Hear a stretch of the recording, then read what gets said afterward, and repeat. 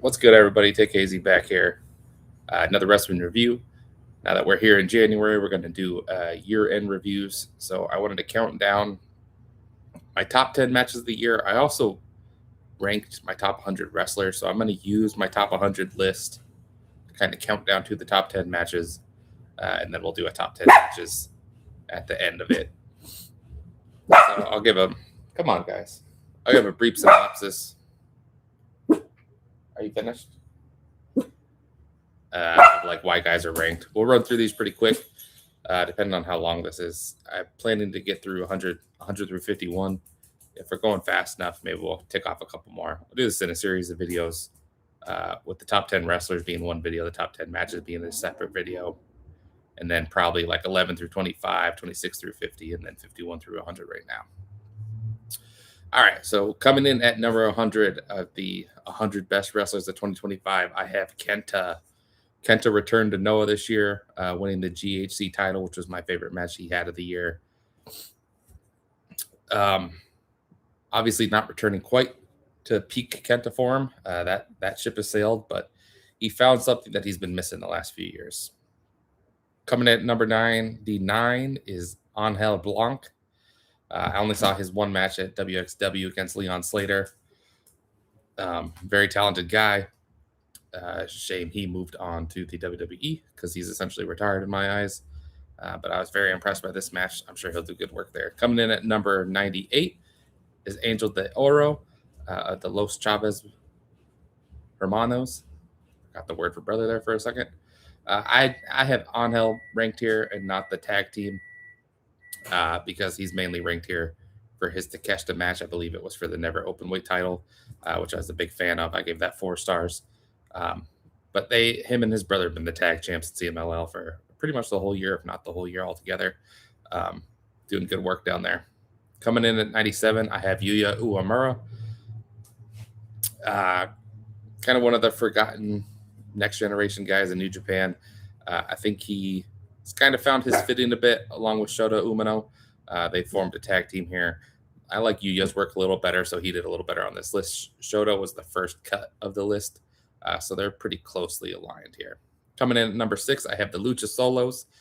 This is just based solely off their match from WrestleMania weekend on the Dragon Gate USA show. I came away very impressed with this match. This match made my top 10 against Los Hermanos de La Jungla, who are up the list here a little further.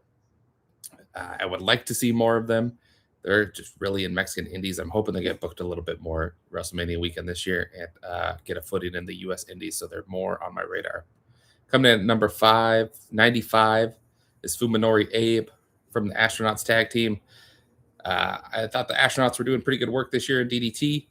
They moved more into a freelancing. I believe his tag partner got hurt, so Abe was working a lot more singles this year, which is why it's just him solo here. He had a fun little stint in the Shun Skywalker produce show as Masked Z. Worked some junior stuff in All Japan. Very good wrestler. He just kind of runs in circles. I don't watch too often. Otherwise, he'd probably be higher. Coming in at 94 is Leon Slater. Only saw him in that aforementioned WXW match against Blanc. Obviously, the talent is there. The sky's the limit with this guy.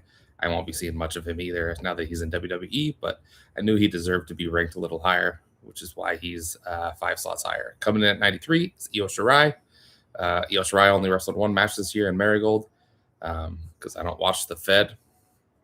So that's why she's as low as she is. Obviously, if I watched WWE, she'd be much higher. Coming in at 92 was Kota Ibushi.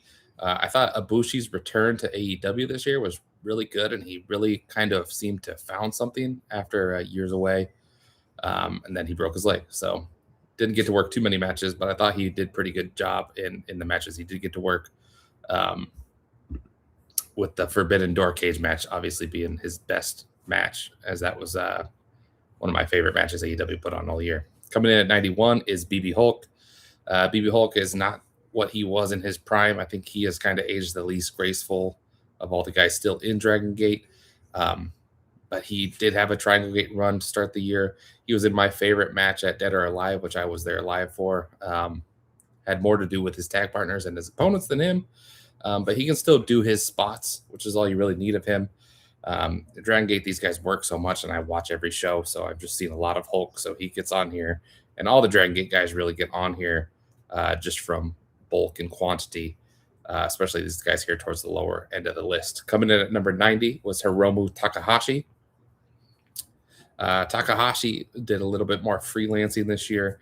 I don't know that I really watched anything he did in New Japan other than his match with Naito.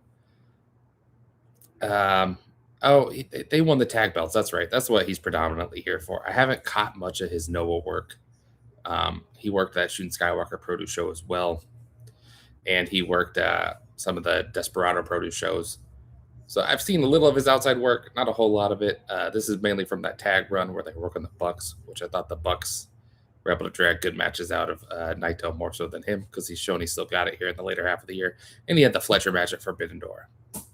Coming in at 89 is Athena, the ROH Forever Champion. I'm not as high on her work as a lot of people. I think she's kind of more middle of the road. Well, not middle of the road, because the women's bar, especially in the United States, is pretty low. But women worldwide, I think she's more middle of the bar. But she did have some good showings. I believe I went 4 stars on the Mina Shirakawa match. I think I went just under 4 with the Monet match. But she worked a little bit more frequently high profile this year than she has in years past, with more AEW dates. Coming in at 88, I have FTR. FTR's having probably their most interesting year character-wise in AEW, but I think the in-ring work has lacked for the standard they've set for themselves. I don't think they've declined at all. I just think it's their dance partners. The best match I thought was their match against the Outrunners, which was one of the biggest achievements on this list, I would say. Essentially dragging 2 broomsticks to a 4-star match. So that's a big feather in their cap, but I just don't think they had any classics at all this year. I wasn't as high on the Brodito matches as others are. They were definitely good, but I wouldn't say classics.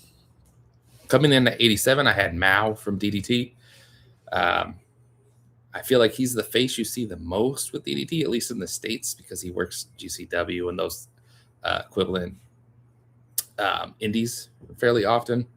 I don't think he's a big standout, but I do find him pretty good. Let me pull up my match list rating here and see what I had as his highest match, because I'm blinking on it right now.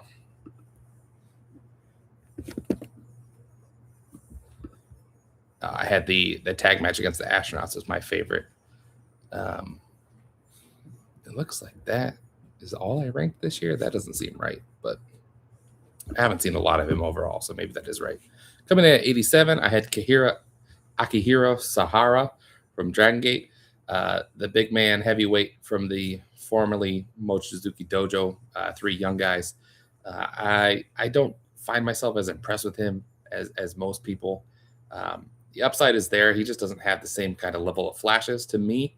His couple spots he does are great. And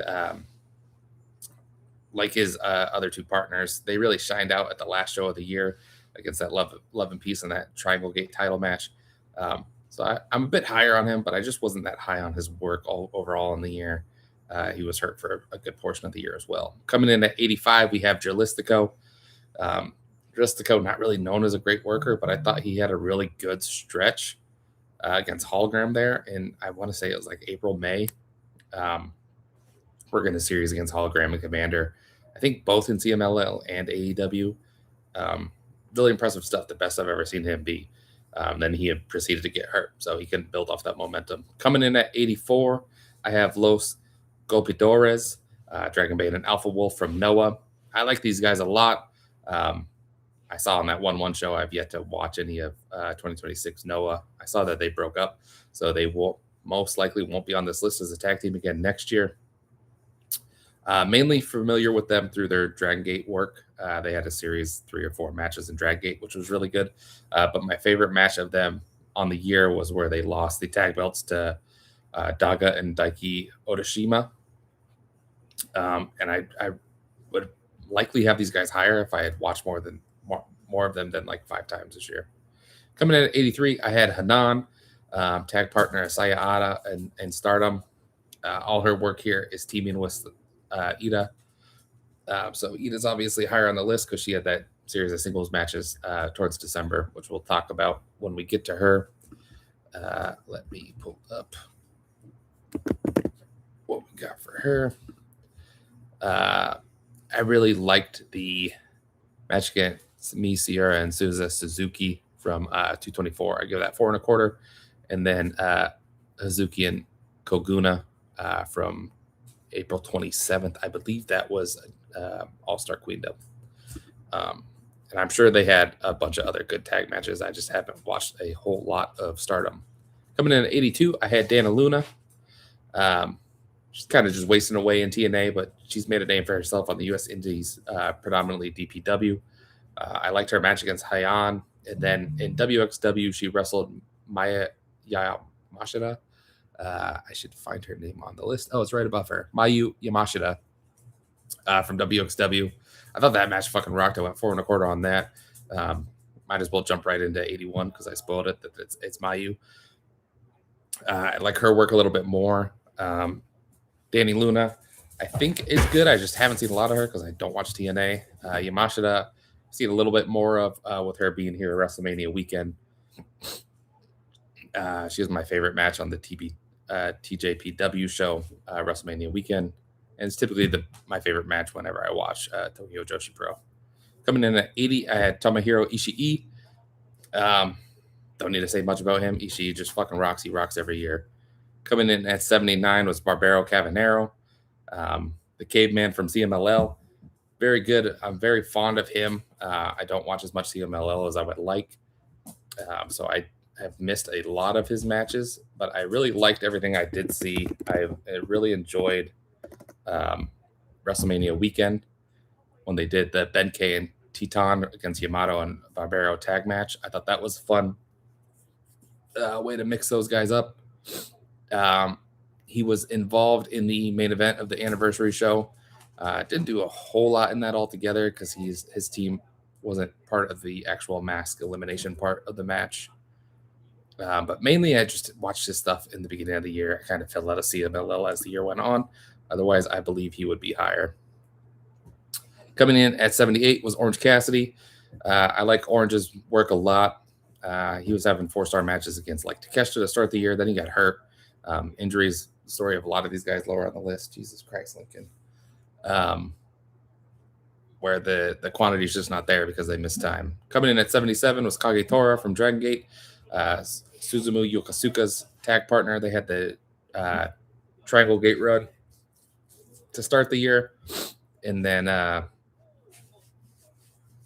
really just undercard work the rest of the year. I was not super high on these guys when I originally got into Dragon Gate, like 09 to 2013 or so. Much more impressed with their work now. And I don't think it's that they've gotten better. I think I've just matured as a wrestling fan, liking more different styles. I really appreciate what he does, and he's responsible for training a lot of these guys. So everyone works well with him. I'll go out there and bark, Zelda. Naruki Doi is on a freelance contract now, still predominantly works Dragon Gate, but he works on All Japan as well. I liked his juniors title match to start the year against Suwama, I believe it was. Favorite match of Doi's this year was his first round match against Shun Skywalker in the King of Gate tournament. I went 4 stars on that. Naruki Doi is one of my all-time favorites.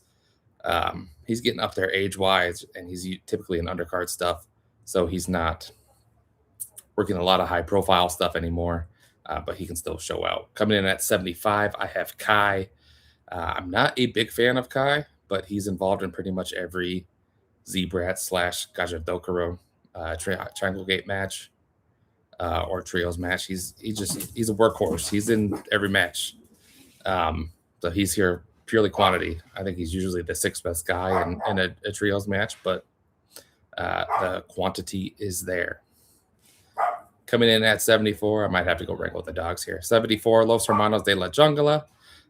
The second half of that Dragon Gate USA tag team match that's in my top 5 matches of the year. They are significantly higher here because they got that stint in Dragon Gate. I didn't think anything stand out in their time in Japan, but they did work all the top tag teams, so they had a decent amount of good matches. Nothing quite great. Coming in at 73, Momo Watanabe. I think this is my favorite wrestler in Stardom. Like all the Joshis, the quantity is just not there for my viewing. I want to pick up my Joshi viewing in 2026. I just kind of wear down as shows go on, so maybe I just need to pick and choose matches more, or watch like a match a day instead of trying to watch the whole show. Momo had her match against Monet at Revolution this year. I don't remember being super fond of that, so let's see what my highest match of her was. Against Saya Kamatani. That makes sense. All right, I need to go get Claudio Castagnoli. Largely here from Trio's work in the Death Rider stuff. I was not a fan of his C2 work. A lot of people seemed like they were. But he's just kind of involved in a lot of the main stories in AEW, which means he was involved in a lot of the big matches, Blood and Guts, Lights Out, Cage Match, all that stuff. 71, you have Shingo Takagi. Shingo is really just this low, I think, because he wasn't much of a focal point this year in New Japan, and also I just lost interest in New Japan as the year went on, so I didn't watch much of it. I'm sure the G1 work was great, but I did not catch any of it. Coming in at 70, you had Kento Miyahara, current Triple Crown champion. That's the word. The New Year's Eve match was awesome against Yuma Anzai. I saw a little his tag match. I was trying to watch like the Jun Saito stuff at the beginning of the year. Not a fan of Jun Saito, so it kind of turned me off of Kento as well, because that was my first exposure to him.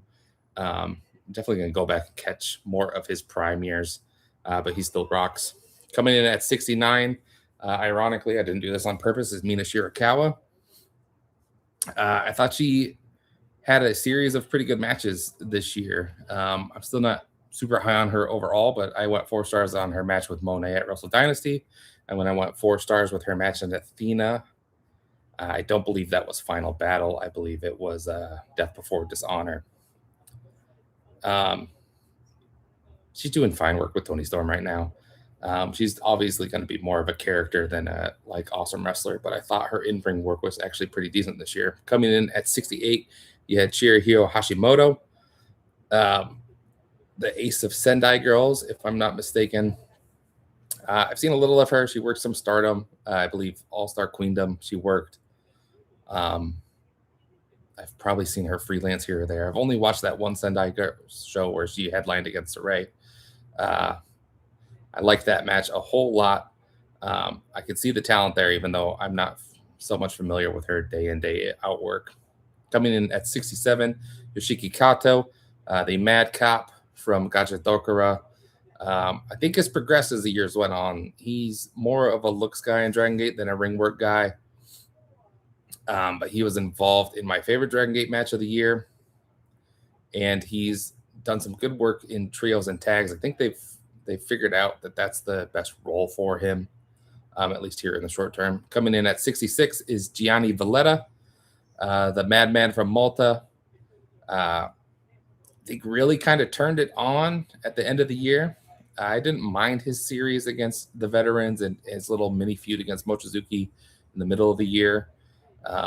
Getting to see him live at Dead or Alive was fun, but I never really expected him to be like a good match guy. And then he had the improbable run to win King of Gate. So he had a series of singles matches there, along with his couple of matches where he joined Cypratra, won the Triangle Gate belt. Really strong ring work to end the year for Valletta. So I'm excited to see him whenever he does come back next to Dragon Gate. Coming in at 65, we had Rina for Stardom. I loved her match against Starlight Kid in March for the white belt. I think that's the only match I actually saw of her. I know she's 18. So the couple times I watched Stardom, I watched the New Year's show. What is that? That was Dream Queendom. But I don't recall seeing her wrestle on that show. So I'm assuming she's kind of just drifted back into the mid-card and undercard as a teenager. But I would like to see more of her. Coming in at 64 is Masashi Takeda. Yep, Takeda. He was the third man in the Crazy Fest main event that I was a big fan of. That was the only match I saw of him. but that was one of my top 5 matches of the year. Not a big deathmatch guy. I don't know how often I'll see Takeda again. I thought he was clearly the worst guy of the 3, but he deserves his flowers for being a big part of that match nonetheless. Coming in at 63, Susumu Yokosuka. More or less the same I said as Kagetora. All this stuff is tag and trios related.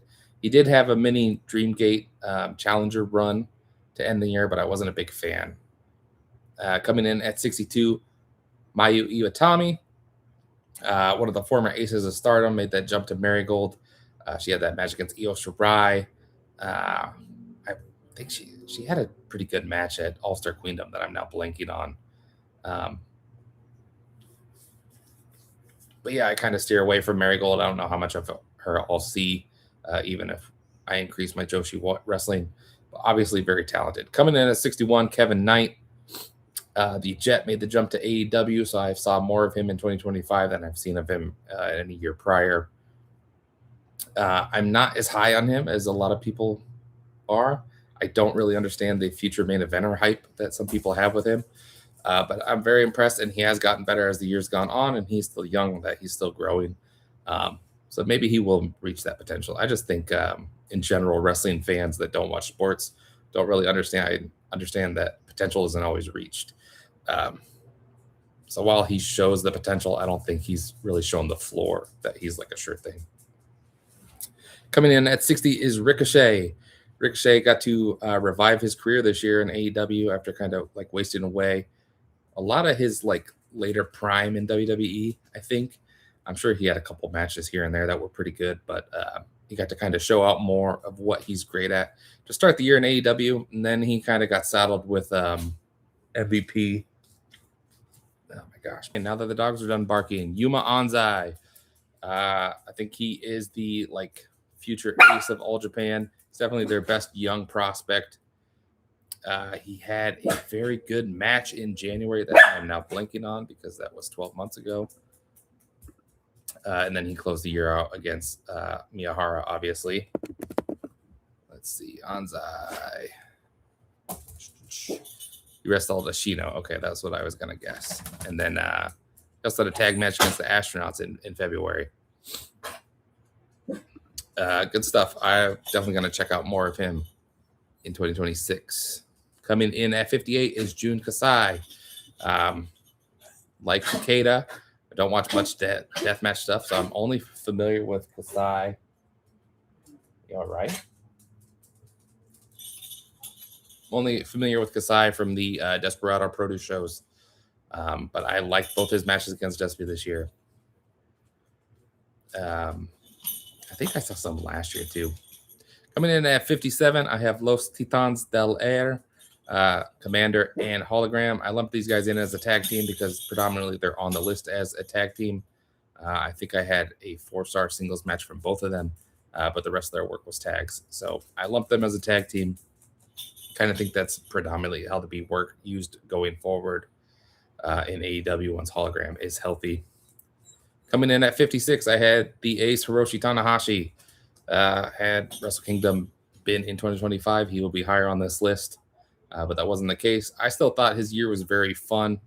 He worked way more frequently than I think any of us expected, and I think he kind of found the magic a lot based on his placement here in the top 60.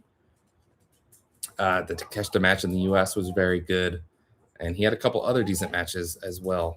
Coming in at 55, you had Darby Allin. Darby Allin is very fun in ring, and he'd honestly probably be higher if he didn't miss 8 months of the year or so. Maybe 7 months of the year. Then he got hurt in December. Yeah, so 8 months. We'll call it 8 months. But he did a lot of work in that short time. His madman stunt, willing to take those crazy bumps, just is always going to propel him high because no one else can really have matches like him because he's crazy like that. Coming in at 54 is Brody King, one half of Brodito. Really benefited Brody a lot. His best tag partner since he's been in AEW. Because I am not a fan of modern day Tommy End or Buddy Matthews. So I think having a work rate partner that's better than him in the ring instead of him being the workhorse, I think has really benefited him. had a series of like really awesome matches. That Brody run was very fun. Bummed it's over because it's hard to get too excited about that tag division without them at the top of it. Coming in at 53, Daiki Yanaguchi. This is my favorite of the former Mochizuki Dojo trio. Daiki is the small, plucky underdog guy. So he will always probably be the underdog. I don't know that he'll ever win a title, but the trios match to end the year was my favorite match of him of the year. But I also thought he had a very awesome Brave Gate match against Yamato, being responsible for reviving the Brave Gate belt. So he got a big moment this year. Coming in at 52 is Mariah May. She is on here for one match and one match only. That was the only match I think of hers that I rated above 3 stars, but it got the full 5. So this is a person I struggled with the most on this list, because where do you rank someone that you're not really high on but had a 5-star match? 52 is ultimately where I ended, because I think you got to reward that performance. And she went out with a bang. She retired after this match, and we'll never see her again. Coming in at 51 is Saya Ida. If Momo's not my favorite wrestler in Stardom, it would be Saya Ida. I really like her style and how different she is from all the other modern Joshis. Thought the tags with Hyon were very fun, and I thought she held her own in the singles matches to end the year. I went 4 stars on both of those. If you watched my December review, you'll know those 2 matches. We're right at 30 minutes. I know a lot of it was dog barking and bullshit, but I'm going to call it here, and we'll probably tackle tomorrow 50 through 26. Thanks, guys. Bye.